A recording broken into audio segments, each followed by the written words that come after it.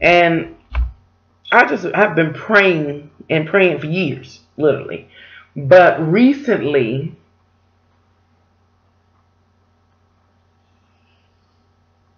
I've been undergoing a lot of stuff. I mean, in relationships and being angry at God and just wanting answers. And today I got enlightenment. So I just wanted to read part of the enlightenment that I received and understand it.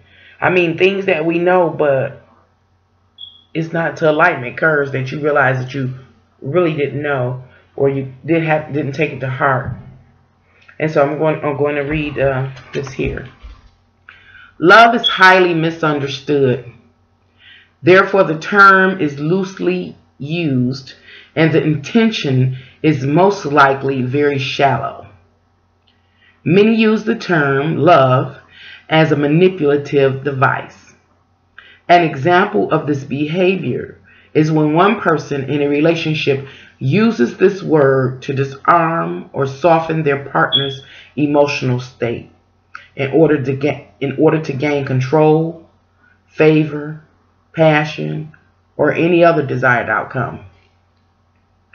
One should be cautious not to fall prey to the shallow announcement of love. The truth of the matter is that when a person loves another, the word love rarely has to be used, because love is not merely a word. It is an action. Literally, love is action.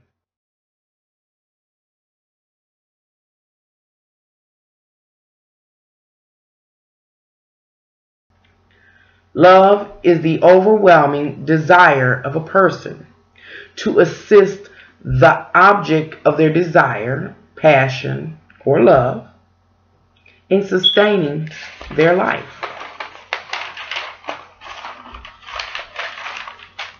Now here's another one. Here it continued on, but pay attention to this term.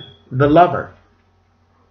The lover works to produce comfort, security, happiness, peace, joy, shelter, nourishment, and intimacy. The possibilities that manifest from active love are so vast that it is practically impossible to list them all. What you can be assured of is that when you experience real love, true love, your life will be enhanced.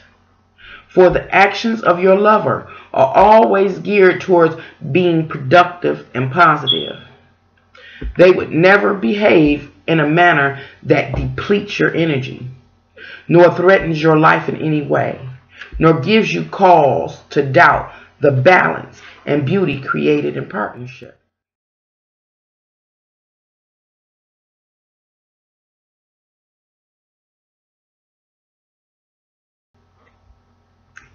This was deep for me. It's kind of painful, but for some reason I don't feel the pain in coming to an understanding that the man I loved, actively loved, did not love me. And I'm going to go into, in the next paper I write, talking about self-love. Because when you talk about love, active love, you have to actively love yourself. Yes, I provide shelter for myself, food, A, B, C, D, F, and G when it comes to that. However, I didn't secure myself. He was doing things that hurt me.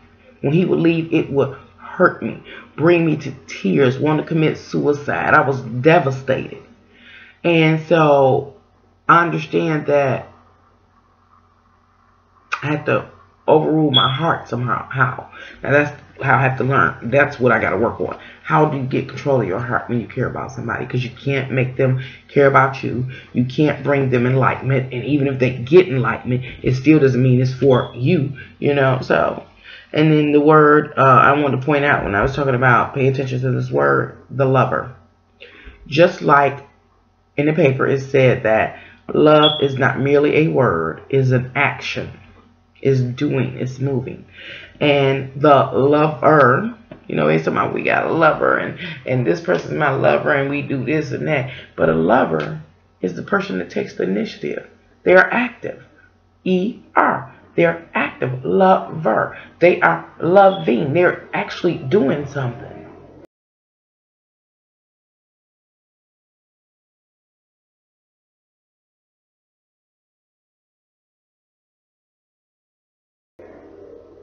So if you have somebody that's taking from you, demanding, and never using their life energy to go get something that helps sustain your life, then that person does not love you.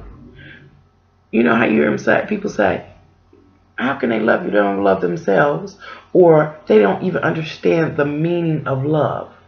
Where I can sit here to say, I can sit here today and say that I did not understand the meaning of love. I did not understand the meaning of being a lover. I acted on it, but not only acted on it toward others, but I didn't act it on toward myself.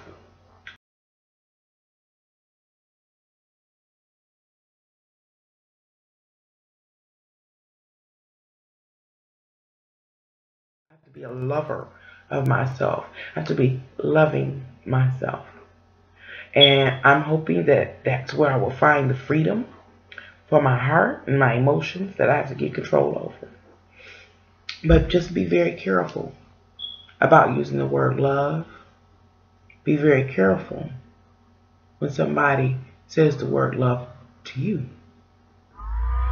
And it goes further. I don't want people to just get stuck on relationships, but that's where my enlightenment occurred, because that's the situation I'm in. I'm also talking about friends, family members, neighbors, whoever. A person doesn't have to say the word love. They don't have to compliment you nor flatter you. Just action. If a friend is really a friend, they won't see their friend in need, because they're being a friend or friendly. And so they're going to go into action mode and they're going to do it. But when a person is just friendly, complimentary, what is it, complimentary, then it's a danger there, because that person's putting forth no effort. They're not taking a piece of their life energy with the main goal or focus of doing something that assists you in living. Oh, yeah. You have to do it to assist yourself. I mean, to take care of yourself first. If you ain't alive, there's nothing you can do for nobody else.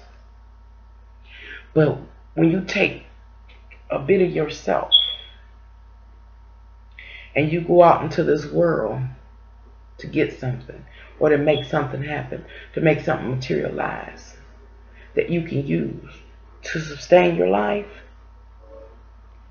and you don't keep it for yourself, and you give it to the other, that's love. But again, beware. If you are in a real relationship, your partner will also be out actively working to manifest something in this world and materialize that they can bring back to you. So you're filling in to each other. First, you're taking care of yourselves, and then you're taking care of each other. That's what love is. So if you're the only one actively getting up, going out, doing whatever you have to do in this world to manifest some material things or whatever it takes to survive in this world or make it, and you're giving it over to another, and they ain't got nothing to give you back, guess what? They don't love you. Nope. Or they just don't know how to love. It's pretty much a natural instinct, though, I believe. I think the greatest danger is not, in, like I was, not understanding it. And me not understanding it, I allowed that to go on, thinking that they would change. But they couldn't change, because naturally they didn't feel this way. See, naturally they would have did it if they really wanted me. When you want somebody, you just go after it. It's like an impulse, an obsession. You just go after it. It just comes from inside. That's messed up. Because I spent the last 7 years waiting, hoping, wishing, and praying for something that was not going to happen. Now I have to kind of think about, is it possible? Is it possible in that unknown pool of possibilities, that those things that can possibly happen in life? Is it possible that that person can wake up and see that that is an important thing to go out to bring me something and give it to me consistently? I'm not talking about one time, 2 times. I'm talking about I want to live a while in life. If I want to live to be 100 years old, and that person 100 years old, and they want to be around me, and I want to be around them for 100 years, we need to be feeding each other. Does that person have a desire in their heart at all for me? If they were to wake up and see that it's not a game, that it's for real, and this is how love is, it is not selfish. It's not. That's what I'm saying. It's about going out, manifesting something in this world, not keeping it for yourself, but giving it to another to sustain them. Love is not selfish. That's what that says. It goes on to say that love can be selfless. Now, I'm not talking about the selfless like I've been running around for the last 7 years doing everything. Hand it over, hand it over, hand it over. That was foolish. Love is selfless when it, in terms of you in a relationship, partnership, whatever kind of relationship, and you've both been going back and forth, helping each other or bringing to each other, enhancing each other, and something happens that that person can't fulfill the material needs for the earth, in this earth, for whatever reason, if they get sick or whatever, but yet you still do it, and you may pick up more burden in order to supplement what they can't do, and you give it knowing that you could never get it back. Neither do you want it, but you want that person to live so much that you give it all you got. That's selfless. It is selfless when you go out into this world and you manifest something and you give it to someone else. You have no relationship. The partnership that you may have with them is that you are two humans on this earth sharing experience around at the same time during the history of man. That's it. And you give them something, whatever it may be, anything that sustains their life, and you expect nothing back. You don't look for them back. Just give it because you see it's a need. That's selfless love. That's